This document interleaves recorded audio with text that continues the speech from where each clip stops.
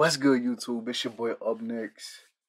I'm gonna come back with another video. Hey man, look, it's a lot of crazy, spooky stuff going on right now, man. Shout out to Street Media TV. Without Street Media TV, man, this video wouldn't even be possible. So make sure y'all go support him, right? Make sure that like button, hit the subscribe button, turn on post notifications. Let's get it. Let's go. With the jewelry at the time, the jury found that with his girlfriend 2 years ago this month. According to court testimony, PNB Rock was wearing a few $100,000 worth of jewelry at the time. The jury found that Freddie Trone ordered his then 17-year-old son to go in and rob Allen. The teen was armed with a gun. The rapper was shot and killed and his jewelry stolen. This is Freddie Trone in court earlier today when he heard Rakim's mother and aunt give their victim impact statements. The court did not allow the camera to show their faces. The first to speak to Trone was Rakim's mother. Rakim was a shining light in our family. He was a star to us. He was our Michael Jackson, and we are devastated. We are trying to live with this, but it's very hard. It's very hard. We can't, it's hard. That is manipulation of the evidence that was presented to them. Trone's attorney asked for a new trial in this case. Judge Connie Quinones denied that motion. Trone was sentenced to 31 years and 4 months to life in state prison. The second person to speak was the late rapper's aunt. He worked very hard for everything he achieved, always trying to provide for his mom and his 4 brothers to create a better future.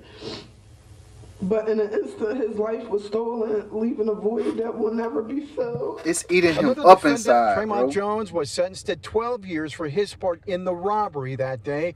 Rakim's mother and aunt also told Jones that he and Trone had caused them a lot of pain. Luce Cannon could be in real big trouble. Luce Cannon has been running his mouth for a whole year online. And the FBI has all kinds of footage and tapes to really go through and comb through to listen to the things that he said when he opened his mouth. Now, they're locked up. What happened? And they and this down mouth. Check this out. Brosco's. Yeah. So I felt it was like super messed up because at the end of the day, it was me and Big Useless in there when it happened. So when it happened, I wish I could have just told him, like, bro, just give up the jury and we get it back to you later. But it just happened so fast and he wasn't cooperating. And that's when they took it off of him by force. You get what I'm saying? What do you say to a person who won't give up their jury when something like that's happening? No, give it up and then check in with the real people. So we're going to find a jury and we're going to get it because we know all the pawn shops, we know all the people that's going to melt it down and everything like that. So as soon as it comes on their table, we got it. Okay, get it, go in that back room, make that phone call, put them on the phone. That's how it worked. So he was going on multiple podcasts, just running his mouth and talking about this diner, right? And just like saying things that if you were a street guy, you shouldn't really be saying, right? Now we know that you are a guy that's known for strong arming, right? And self-admitted, strong arming. So the home. To my next question, you went on a podcast and you said that you was in the diner at the same time PNB got robbed. Oh, yeah, Roscoe's. We was all in there. Was that's the good thing. Was that on Manchester? No, that's not the one on Manchester. Okay, yeah. When I was in LA, I was on the one on Manchester, but the one that he was on was where? Where was that at? On Broadway. Okay, so you was in there with your lady because your lady spoke up too and said, "Yo, we was in there." Yeah. So basically, the one on Manchester is in Inglewood. That's like really a no-no, not from me. Oh, you can't go there. You being in there, you big loose cannon. You couldn't do nothing to like pump the brakes. No, see, the thing is, it's like he had no security and he had all his jewelry on, and he shouldn't be in a spot like that. And then we get to PNB Rock. PNB Rock is in an interview before he was unalive. He's talking about the culture in LA. and how easy you can get robbed, as opposed to in Philly, they do a lot of things on the creep on the come up. You know what I mean? You know, they run up on you in the dark, or you know they creep you. He said in LA, they come right to your face. They want you to know that they did it, right? And he's saying there's a different culture out there, right? But he's explaining the culture of Los Angeles right before he met his demise. Check this out. Be like every time they trying to take your jewelry or some shit? I don't know, but they be like, where I'm from, we like sneaky. Like in LA, it's like they bold. It's like they want you to know. They want to spark a conversation with you first before they get into some shit. Some of them might just go crazy. Majority of the times I got into, they just gave a drop up too fast. You feel me? So the second time I got was talking, wanting me to hear their conversation, and it's like I'm with my peoples, like I'm with my daughter and my girl. Like why they talking about this shit? Like with this around, like we outside, we on Fairfax. I'm like, man, you know, I already peed the blitz. We out. I'm like, man, we out of here. You feel me? Like we going. My girl, like, no, we ain't. What's wrong? I'm like, I'm just going off of the vibes. Like we out. Is she peeping the energy? Because I'm she you on ain't point. Yeah, she ain't peeping. She was thinking I'm tripping about women sometimes. She be thinking I'm tripping. So in the mix of all this, I'm like, no, we out. So she peeped it. I'm serious. She's like, no, we out. We drive probably like 2 blocks in the street. She'd be pulled over somewhere else. Like, oh, I wanted to go to this store right here. And then in the mix of me, like telling her like where to park at, it's like somebody just came to the parking spot, like the same spot that we. Yeah. I'm like, dude, they must have been following me or something, bro. How the fuck behind me this fast? Like I ain't even look. I look back. And then when I walk past, like the car bombed out, like the max. Oh yeah.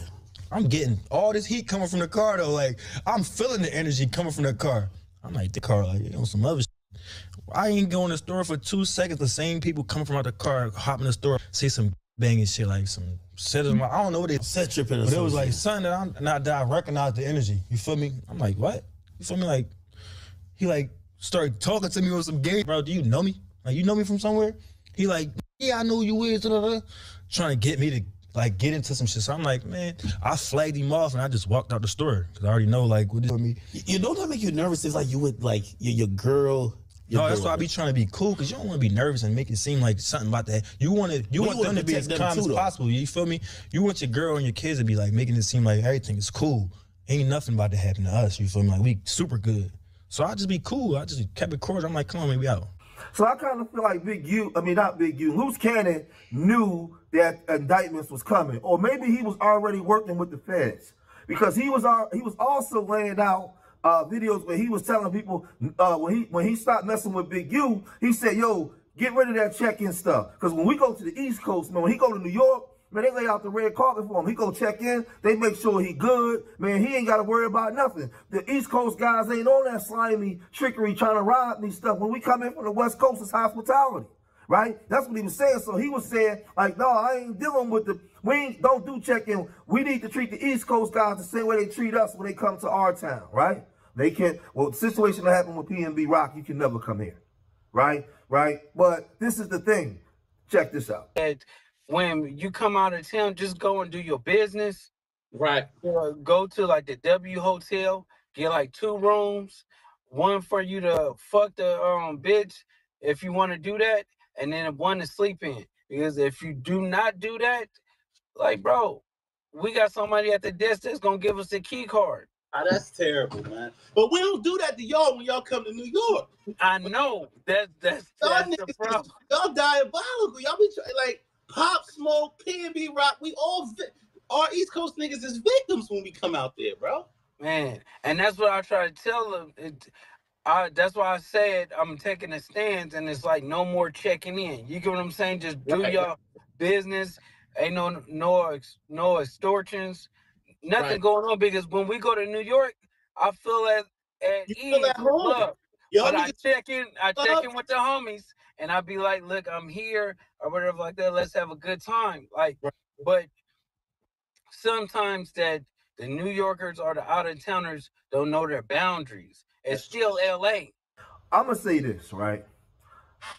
I want you young people, I ain't gonna cap y'all down. All this shit stupid as fuck because y'all don't own y'all niggas not owning shit out there. It's not like y'all own LA, bro.